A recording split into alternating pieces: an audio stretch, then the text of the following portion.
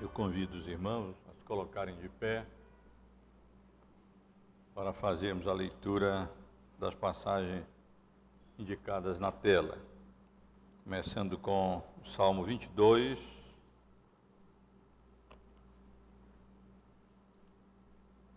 Salmo 22, versos 9 e 10.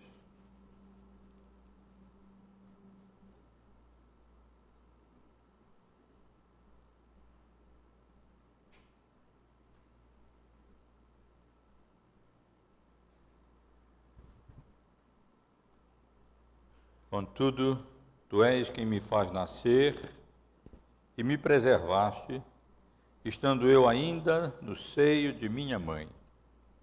A ti me entreguei desde o meu nascimento, desde o ventre de minha mãe, tu és meu Deus.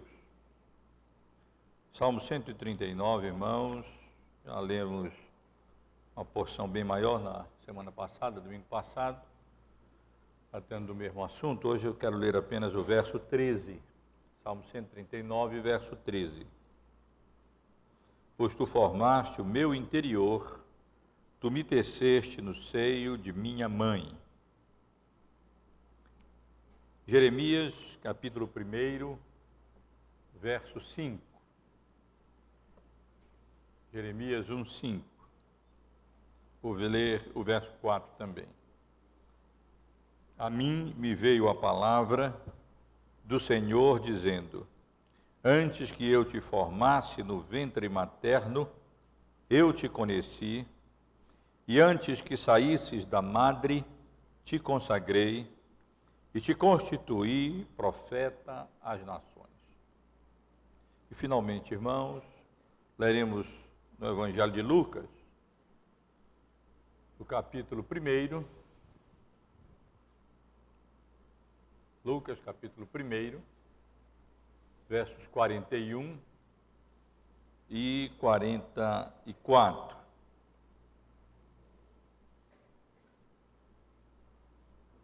Ouvindo esta, a saudação de Maria, a criança lhe estremeceu no ventre, então Isabel ficou cheia do Espírito Santo. E o verso 44.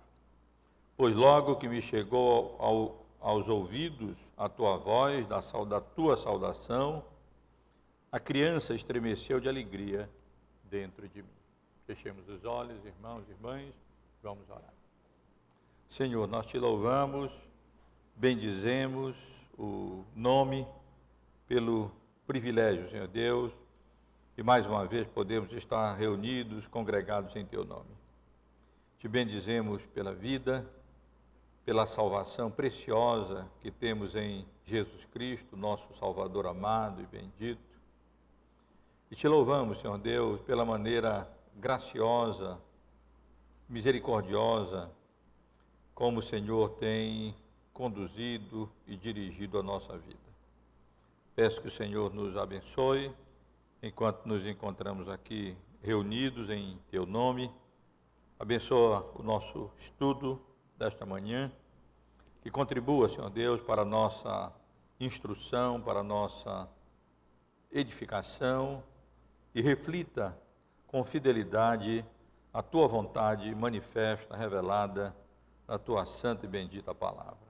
Ser gracioso, Senhor Deus, para com todos nós, nos abençoando, nos guardando, nos dirigindo, nos confortando, nos animando em todas as área da vida, em todos os momentos, em todas as circunstâncias da vida, com a convicção plena de que o Senhor é soberano sobre o céu e sobre a terra, e que todas as coisas o Senhor faz de maneira sábia e perfeita, de acordo com a tua vontade, para o nosso bem e para o louvor, para a honra e para a glória do teu santo e bendito nome. Perdoa, Senhor, os nossos pecados, nós te suplicamos, em nome de Jesus. Amém. Os irmãos podem sentar.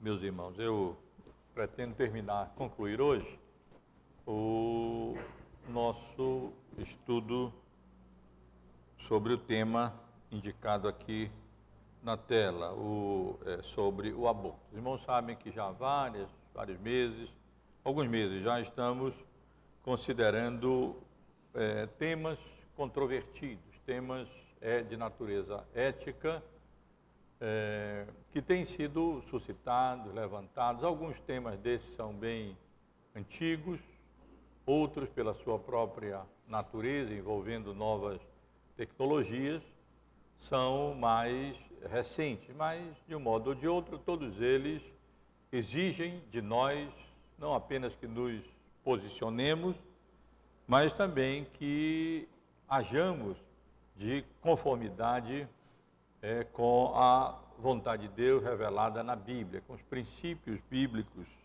que devem dirigir, que devem nortear nosso pensamento, a nossa conduta.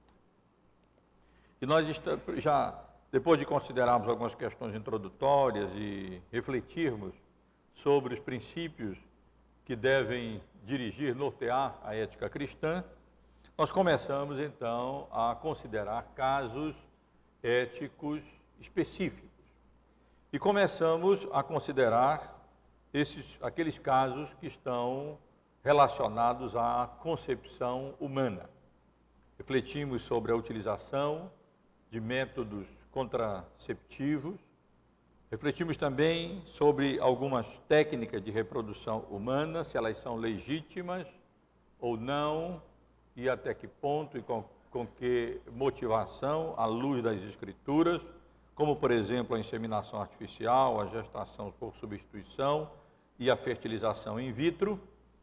E então, durante os 2 domingos anteriores, estivemos considerando aqui a questão do aborto. Sem dúvida alguma, uma das questões éticas mais controvertidas, mais atuais, não é? E que, sem dúvida alguma, precisamos ter perfeita clareza com relação àquilo que a Bíblia nos ensina sobre esse tema. No domingo retrasado, introduzimos o assunto, vimos um breve histórico, procuramos definir o aborto e apenas apresentar alguns tipos de aborto. Consideramos aqui algumas técnicas abortivas, as principais posições com relação ao aborto, apenas alguns argumentos bem gerais, né, com relação à prática do aborto, e refutamos esses argumentos de maneira bem sucinta, apenas em termos gerais, e aí tiramos alguma conclusão. No domingo passado, nós avançamos no nosso estudo, considerando alguns argumentos ditos de bíblicos e outros argumentos gerais, não bíblicos, procurando responder esses argumentos de uma maneira um pouco mais detalhada, um pouco mais pormenorizada. Com relação aos supostos argumentos bíblicos em favor do aborto, discutimos aqui Gênesis 2:7 e Isaías 57:16, onde encontramos a expressão, aquele fôlego de vida que foi comunicado a Adão, e daí algumas pessoas favoráveis ao aborto tentam argumentar que, aplicando a gestação, então, na verdade, o feto só se tornaria humano quando começa a respirar. Estivemos aqui refutando isso, bem como Êxodo 21, 22, 23, aquele episódio mencionado quando homens brigarem e ferirem mulher grávida, e esta vier, infelizmente mal traduzido está na nossa versão, a abortar. Na verdade, estive aqui argumentando com os irmãos que a palavra utilizada ali, o verbo utilizado ali, não significa necessariamente abortar, mas sim dar à luz. E no texto lá, dar à luz prematuramente, independentemente da condição da criança que nasce. E depois, então, para não entrarmos em detalhes, não demorarmos muito, consideramos também o Salmo 39, a utilização bíblica do termo informe. E aí passamos a considerar os argumentos gerais e a procurar respondê-los. a questão, o argumento de que o feto não tem consciência, porque não tem consciência não é um ser pessoal, não sendo um ser pessoal não seria um ser humano ainda. O argumento de que o feto é apenas uma extensão do corpo da mãe, e como extensão do corpo da mãe, a mãe teria o direito de abortar a criança, porque na verdade seria apenas uma extensão do seu corpo. Aqueles que defendem essa posição são chamados, geralmente, ou se autodenominam de pró-escolha, no sentido de pró-escolha da mãe, que a mãe teria o direito de escolher. O argumento de que o aborto livra crianças que nasceriam como resultado de gravidez indesejada, de abusos, violências e desprezo futuro, que abuso, violência e desprezo maior é o aborto, não é? Estivemos considerando essa questão aqui, bem como o argumento do favorável ao aborto com base em exames pré-natais que indicam alguma malformação séria congênita. E depois, então, estivemos considerando aqui o argumento em favor da legalização, sob pretexto que isso salvaria a vida de milhares de mulheres. Esses são argumentos que nós estivemos aqui considerando já no domingo passado. Mas eu não consegui concluir o estudo como eu pretendia no domingo anterior. E hoje, irmãos, eu desejo apenas concluir. Os irmãos dizem, puxa, deseja concluir e só tem 10 itens aqui, né? Mas não, é porque esses pontos são bem sucintos, né? Alguns já estão pensando, bom, vai ficar para o próximo domingo. Eu espero que não, eu espero, na verdade, concluir hoje. São tópicos que eu não vou me estender muito, não.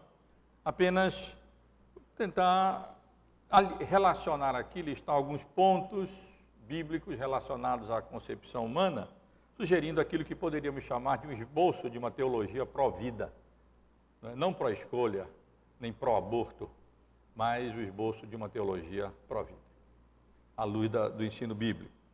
E, além de introduzir o assunto, eu desejo apenas apresentar aqui o feto ou a criança ainda não nascida, o bebê ainda não nascido, como bebês não nascidos, como dignificados por Deus, honrados por Cristo, como criação de Deus, como bênção de Deus, como amados por Deus, como considerados na Bíblia como humanos, protegidos por Deus, e apresentar a posição oficial da Igreja Presbiteriana com relação a esse assunto, rapidamente, e então concluir, se Deus permitir, o nosso assunto. Mas eu, sinceramente, pretendo concluir esse assunto hoje. Com relação, refletindo à luz daquilo que a Bíblia nos ensina sobre esse tema da concepção humana, tendo em vista especialmente essa questão do aborto, nós poderíamos começar com Gênesis, no capítulo 1, versos 26 e 27, aonde é claramente ensinado que a dignidade do ser humano não reside nas suas faculdades ou nas suas capacidades, mas sim na imago Dei.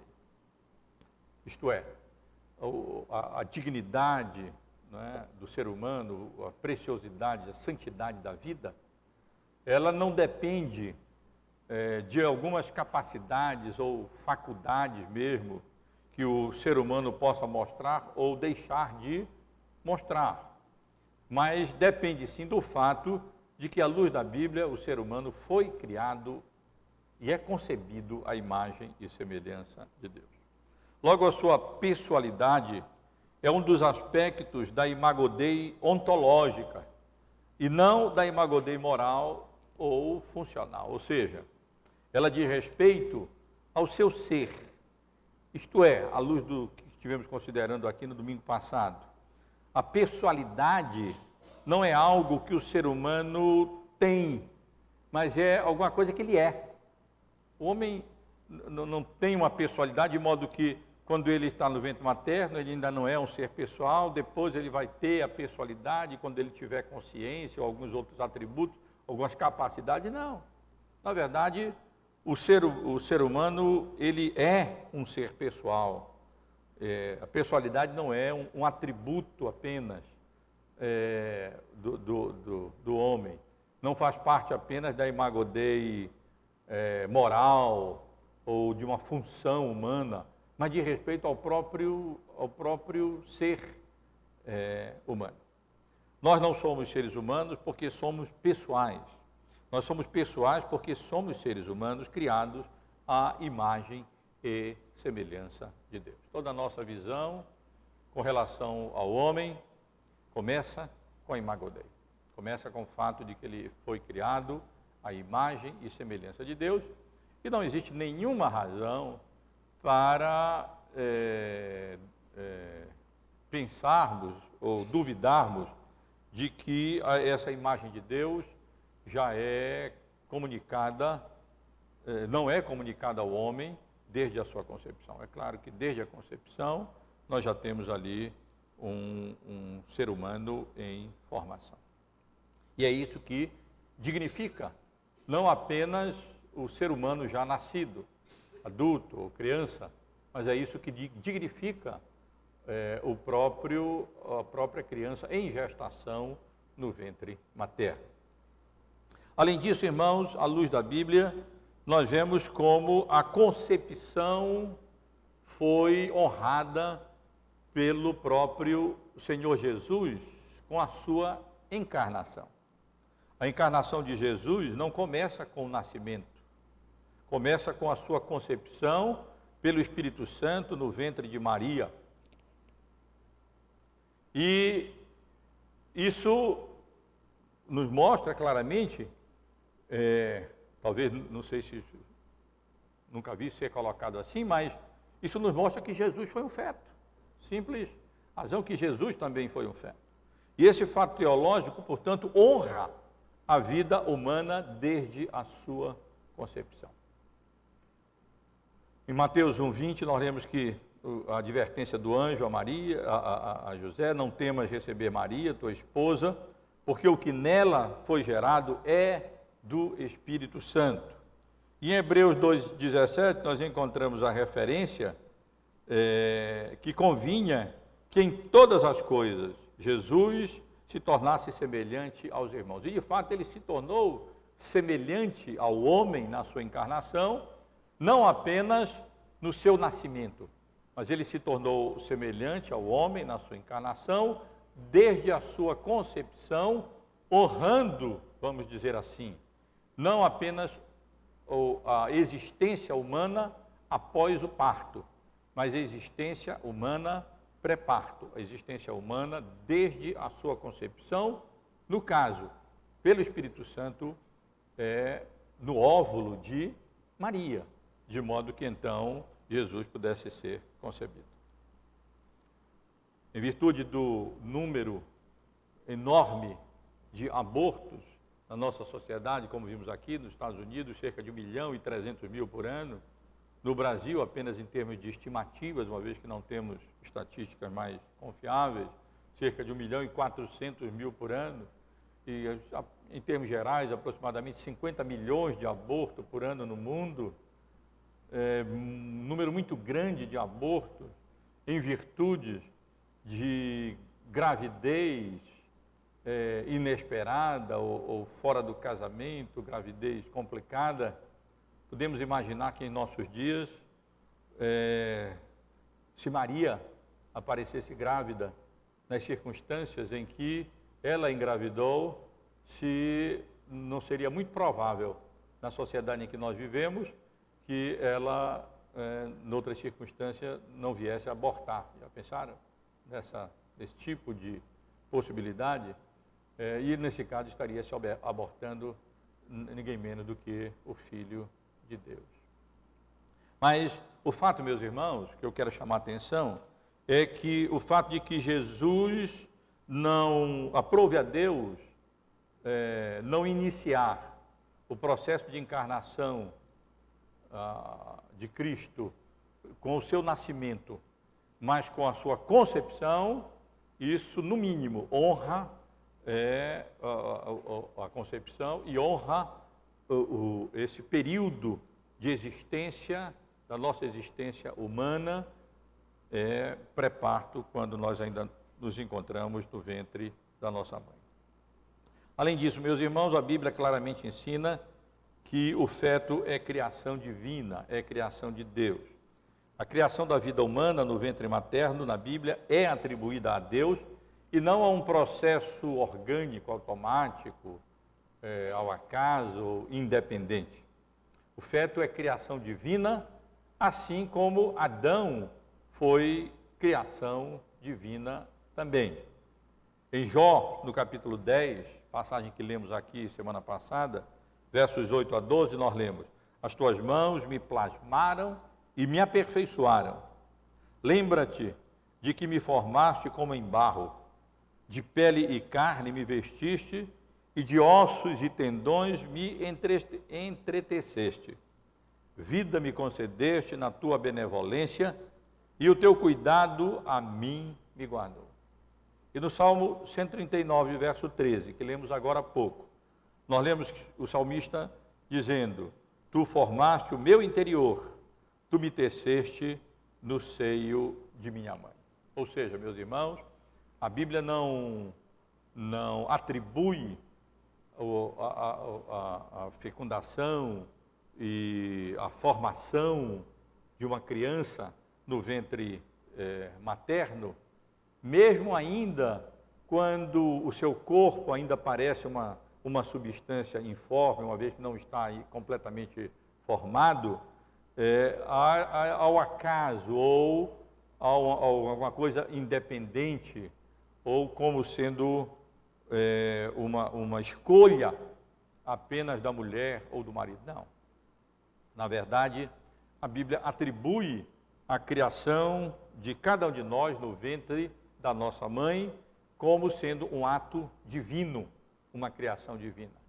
Não há tanta diferença entre Deus pegar do barro com a sua mão, vamos dizer, seu Deus é espiritual, e formar dali um corpo como o corpo de Adão e Eva, nossos primeiros pais, e criá-lo do pó da terra, entre o processo de formação de cada criança no ventre materno. Pode não ser de forma direta, mas não sei como indireto ou direto fazer essa distinção, uma semelhança muito grande, segundo as palavras de Jó, as palavras do salmista, as palavras de Jeremias, que eu ainda vou citar em outra circunstância também, mas que aplica aqui, mostrando e enfatizando o fato de que Deus é quem cria o feto. Deus é quem comunica a vida, e Deus é quem plasma, Deus é quem modela, como o barro, Deus é quem forma a formação, o desenvolvimento de um embrião, não é simplesmente um processo orgânico. As mãos de Deus, a vontade soberana de Deus, que comunica a vida, está ali em ação nesse processo. Portanto, meus irmãos, o feto também é criação de Deus. Também é bênção de Deus. Os filhos nascidos, ou ainda no ventre, devem ser vistos não como problemas, mas como bênçãos da parte do Senhor.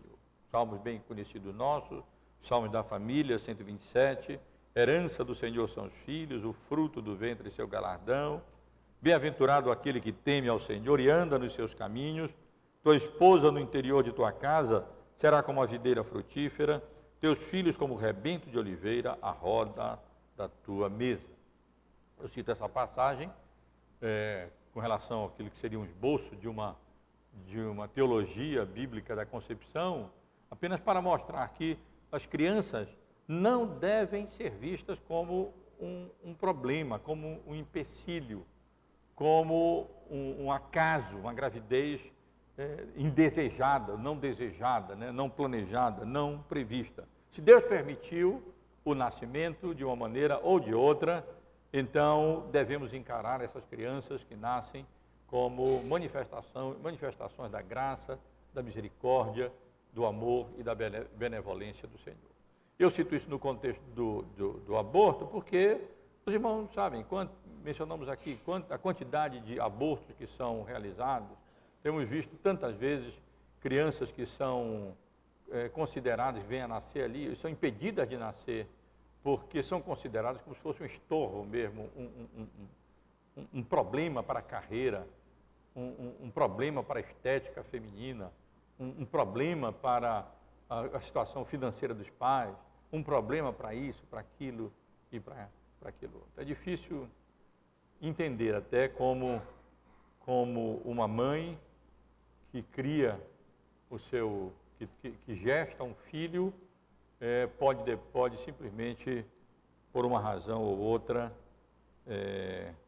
abortar o filhinho que está sendo gerado no seu ventre. Eles devem ser encarados assim, não como estorvo, não como problema, não como contratempos, não como empecilhos, mas sim como manifestação da misericórdia, do amor, da graça e da bondade do Senhor. Além disso, irmãos, à luz da Bíblia, as crianças ainda não nascidas são amadas por Deus, os fetos são amados por Deus, são preservados por Deus, são até, vejam só, vocacionados por Deus, chamados por Deus, consagrados por Deus. E quem é consagrado por Deus? O ser humano, são pessoas que são chamadas, amadas e preservadas por Deus. Como Deus da aliança, Ele é o Deus, inclusive dos filhos ainda não nascidos. Algumas passagens aqui, Jeremias 1,5. Antes que eu te formasse, diz Deus a ele, no ventre materno, eu te conheci. E antes que saísses da madre, te consagrei e te constituí profeta. Os irmãos sabem que o verbo conheci, aplicado a Deus com relação aos homens, na Bíblia, ele não tem um mero significado cognitivo. Deus conhece todo ser humano, tudo, em qualquer circunstância, mas ele transmite a noção de eleição soberana, eleição ou de amor, não é? De amar, eleger por amor. E é isso que, na verdade, Deus diz a Jeremias aqui: antes que eu te formasse no ventre materno, eu te elegi por amor, eu te escolhi de maneira soberana e graciosa por amor. E antes que saísses da madre, eu te consagrei e te constituí profeta. Ora, a linguagem bíblica aqui claramente indica que Deus se relaciona com o ser humano antes de ser concebido, quando foi concebido, ou apenas ainda está no ventre materno, ou depois, como ser humano, e não como uma coisa, como um ser impessoal, simplesmente porque ainda não tem algumas faculdades que serão desenvolvidas posteriormente, como a faculdade da fala, ou a faculdade ou mesmo da consciência, e assim por diante. Como vimos aqui, a criança recém-nascida também não tem consciência, também não tem fala, também não tem uma série de qualidades que poderiam contribuir para a definição de uma pessoa, de um ser pessoal, e ainda assim ninguém defende o infanticídio de crianças recém-nascidas, porque lhes falta apenas o desenvolvimento dessas potencialidades que estão lá e precisam apenas ser desenvolvidas. Salmo 22, versos 8 e 10, que lemos na nossa reunião de quarta-feira, dessa quarta-feira passada: Tu és quem me fez nascer e me preservaste, estando eu ainda no seio da minha mãe. Desde o ventre de minha mãe, Tu és meu Deus. Que passagem impressionante, não é, irmão? O salmista ali declarando que foi Deus quem o fez nascer. Mais do que isso, foi Ele quem o preservou no ventre da sua mãe, e mais do que isso, desde o ventre da sua mãe, Deus era o seu Deus. Tem sentido, teologicamente, uma afirmação dessa pelo salmista? Claro que tem. Nós cremos no Deus da aliança, no Deus do pacto, né? No Deus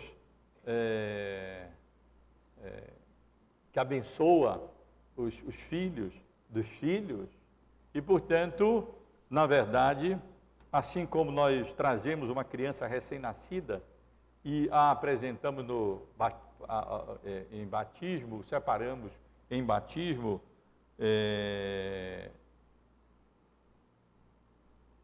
externamente, simbolizando que elas são parte, são membros da família da aliança, da família da fé, que diferença faz entre a criança recém-nascida e a criança ainda no ventre materno? Deus não é Deus de mortos, Deus não é Deus de coisas, Deus é Deus de seres humanos. E, portanto, Deus é Deus das crianças e dos fetos ainda no ventre materno. Portanto, eles são amados por Deus. Mais do que isso, nós vemos no Novo Testamento, nós vemos na Bíblia que as crianças são consideradas como seres humanos, sim. As crianças não nascidas, né? As crianças ainda não nascidas são chamadas pelo mesmo nome que os recém-nascidos no Novo Testamento. O termo grego brefos, que é utilizado não apenas para recém-nascidos, mas é utilizado também para crianças ainda no ventre materno. E elas são vistas como humanos, inclusive atribuindo a elas sentimentos que são características humanas. Lemos em Lucas 1,41, com referência a João Batista, que ouvindo esta, Isabel, sua mãe, a saudação de Maria, a criança lhe estremeceu no ventre. E o termo criança, utilizado aqui, utiliza a palavra grega brefos, que, como veremos adiante, é utilizada também para crianças já nascidas, não havendo distinção, portanto, entre elas. Um pouco adiante, no verso 44, nós lemos que logo que me chegou aos ouvidos a voz da tua salvação, diz Isabel, a criança, mais uma vez utilizando o mesmo termo, estremeceu de alegria dentro de mim. Portanto, esses versos bíblicos, eles consideram as crianças não nascidas como humanos, tanto porque as chamam pelo mesmo nome que chamam as crianças recém-nascidas, como atribui a elas sentimentos humanos, como, por exemplo, a alegria que a criança está sentindo lá, sentiu lá ainda no ventre materno. E mesmo a ciência demonstra isso, né? Mesmo a ciência hoje, o estudo dos fetos, que tem sido cada vez mais estudado com auxílio de equipamentos mais modernos, exames mais modernos e assim por diante, mostra claramente que a partir de um certo tempo a criança já sente dor, a criança já brinca, já sente, já se comunica, já interage, num certo sentido, com o mundo exterior por meio da sua mãe. E realmente, irmãos, se os irmãos avançarem apenas um pouquinho mais em Lucas, agora no capítulo 2, nos versículos 12 e 16, verão com referência agora a Jesus já nascido, né?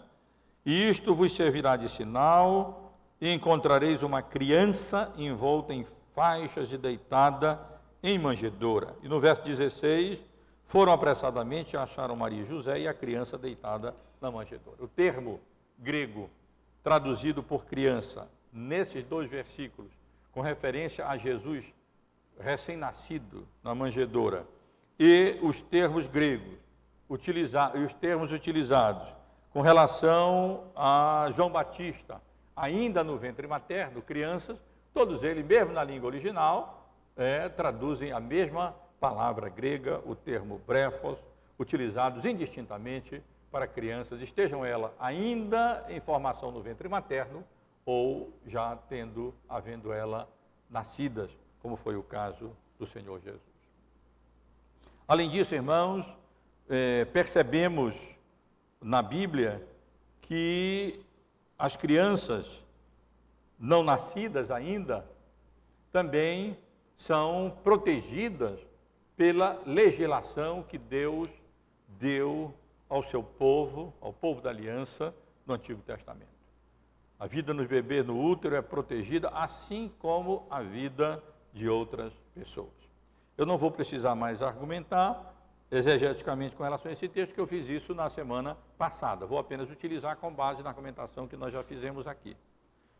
Portanto, quando nós lemos nos versículos 21, capítulo 21 de Êxodo, versos 22 e 23, se homens brigarem e ferirem mulher grávida e forem causa de que, traduzindo como nós consideramos aqui, dê à luz prematuramente, porém sem maior dano, ou seja, ao bebê, aquele que feriu a mulher será obrigado a indenizar segundo o que lhe exigir o marido da mulher, e pagará como os juízes lhe determinarem. Mas se houver dano grave, ou seja, a criança que nasceu prematuramente, então darás vida por vida. E nós lemos no livro de Gênesis, no capítulo 9, verso 6, com relação aos seres humanos em geral, que se alguém derramar o sangue do homem, pelo homem se derramará o seu sangue, porque Deus fez o homem segundo a sua imagem. Isto é, a mesma legislação que defende a vida das pessoas adultas, exigindo que a morte criminosa delas seja paga com a vida, porque o homem foi criado à imagem e semelhança de Deus, também exige que, se homens brigarem e ferirem uma mulher, e essa der à luz ao filho prematuramente, e ele vier a morrer, então ele pagará também com a vida, protegendo igualmente a vida dos adultos, como a vida, e crianças já nascidas, como a vida de crianças que se encontram ainda no ventre materno, com uma legislação pró-vida, com uma legislação, na realidade, que preserva a vida, não apenas daqueles que já nasceram, mas também que contempla algum dano criminoso que vier a ser feito, a sofrer, vierem a sofrer as crianças que ainda se encontrem em gestação no ventre materno.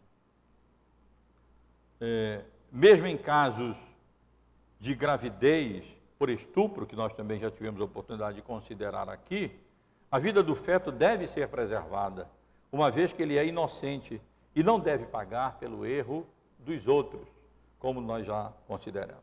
Deuteronômio 24, 16. Os pais não serão mortos em lugar dos filhos, nem os filhos em lugar dos pais. Cada qual será morto pelos seus pecados. Esse capítulo de Deuteronômio, que contém uma série de legislação ali, várias legislações que Deus deu ao povo de Israel, podíamos chamar de legislação humanitária ali, tudo. Deus, o povo de Israel é advertido que cada um deve pagar pela sua própria culpa, pelo seu próprio pecado, pelo seu próprio crime. Os pais não devem pagar pelos filhos, e os filhos também não devem pagar pelos pais. Muito menos uma criança recém-nascida que não teve culpa alguma do ato criminoso de um homem que violentou, estuprou uma mulher e, como consequência disso, ela veio a engravidar-se. Não é uma situação fácil, nós reconhecemos, é uma situação muito difícil, daí a necessidade de apoio da família, muito grande, da igreja, da sociedade em geral, e mesmo que esse evento acontecimento seja tão traumático e as consequências sejam tão difíceis para a mulher, que ela não tenha condições de criar uma criança nessa circunstância, que vier a nascer como resultado de um estupro, de uma violência dessa, resta sempre a opção da adoção. Ela pode doar a criança para adoção, outra pessoa poderá criá-la, mas nunca sacrificar a criança, abortar a criança. À luz da Bíblia, ela não tem culpa do que aconteceu, e uma injustiça maior não iria resolver uma outra injustiça já perpetrada, já cometida. Apenas para nós irmos finalizando, irmão, nosso estudo, eu quero, antes de concluir, ler para os irmãos a posição da Igreja Presbiteriana. Em 2007, se não me falha a memória, eu botei lá no fim, o presidente da Igreja Presbiteriana do Brasil, o reverendo Roberto Brasileiro, diante da iminência da aprovação da autorização do aborto e da lei da homofobia no Brasil, ele se manifestou em nome da igreja com relação a essas duas questões. tanto no Brasil Presbiteriano como em outras mídias também. E a manifestação da Igreja Presbiteriana, refletindo a sua posição oficial da Igreja com relação a esse assunto, homofobia deixa para outra oportunidade, não é a hora ainda, é a seguinte que eu transcrevo aqui, é pequena. A Igreja Presbiteriana do Brasil, diante do momento atual, em que as forças organizadas da sociedade manifestam sua preocupação com a possibilidade da aprovação de leis que venham a labutar contra a santidade da vida e a cercear a liberdade constitucional de expressão das igrejas brasileiras de todas as orientações, vem a público manifestar quanto à prática do aborto, se manifestar quanto à prática do aborto e à criminalização da homofobia. Quanto à prática do aborto, que é o que nos interessa hoje, a IPB reconhece que muitos problemas são causados pela prática clandestina de abortos, causando a morte de muitas mulheres, jovens e adultas. Todavia, entende que a legalização do aborto não solucionará o problema, pois o mesmo é causado basicamente pela falta de educação adequada na área sexual, a exploração do turismo sexual, a falta de controle da natalidade, a banalização da vida, a decadência dos valores morais e a desvalorização do casamento e da família. Visto que, Deus é o Criador de todas as coisas e, como tal, somente Ele tem direito sobre as nossas vidas. 2, ao ser formado o embrião, novo ser, este já está com todos os caracteres de um ser humano e que existem diferenças marcantes entre a mulher e o feto, como já consideramos aqui. 3, os direitos da mulher, que o direito da mulher não podem ser exercidos em detrimento dos direitos desse novo ser. E 4, o nascituro tem direitos assegurados pela lei civil brasileira e sua morte não irá corrigir os males já causados no estupro, nem solucionará a maternidade ilegítima. Por sua doutrina e regra de fé e prática, a Igreja Presbiteriana do Brasil manifesta-se contra a legalização do aborto, com exceção do aborto terapêutico, quando não houver outro meio de salvar a vida da gestante. Irmãos, podem ver, essa é a posição da Igreja Presbiteriana do Brasil, posição que nós estivemos aqui considerando, não a partir desse texto, mas a partir do ensino bíblico com relação aos temas, aos vários assuntos relacionados aqui ao aborto. E eu desejo concluir, meus irmãos, concluir mais cedo até a nossa escola dominical, hoje, 10 itens, viu? Apenas com uma citação que eu achei muito interessante de um eticista reformado, autor de um livro que tem como título, traduzindo para o português, Bioética, tem mais lá. O título seria mais ou menos Bioética, o subtítulo, um manual introdutório para os cristãos, para os crentes, sobre esse assunto. Ele conclui o capítulo dele sobre aborto de uma maneira bem interessante. E é uma situação um pouquinho longa, mas eu transcrevi aqui para concluir o nosso estudo sobre o aborto com essa citação desse autor, Mailander, que eu passo a citar agora, porque ele coloca a questão de uma perspectiva, ele encerra a questão por uma perspectiva adequada, uma perspectiva bíblica, uma perspectiva correta. Ele encerra dizendo assim: a rejeição cristã do aborto não é fundada principalmente em uma crítica dos argumentos da personalidade e da privacidade, ou seja, da pró-escolha. Ao invés disso, procuramos aprender diariamente como ver a vida inteira à luz da atividade criadora e redentora de Deus.